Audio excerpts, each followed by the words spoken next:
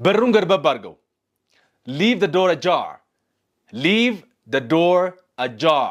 ይቅርታ ስልኬን ቤት ጥዬ ነው የወጣሁት። I'm sorry, I left my phone at home.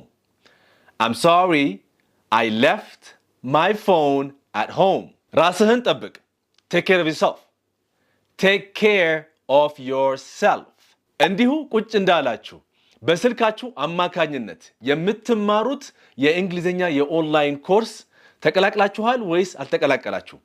ካልተቀላቀላችሁ ችግር የለም። አሁንም ጊዜውም አልረፈደም። በባዮ ላይ በተቀመጠላችሁ ሊንክ አሁኑኑ መጀመር ትችላላችሁ።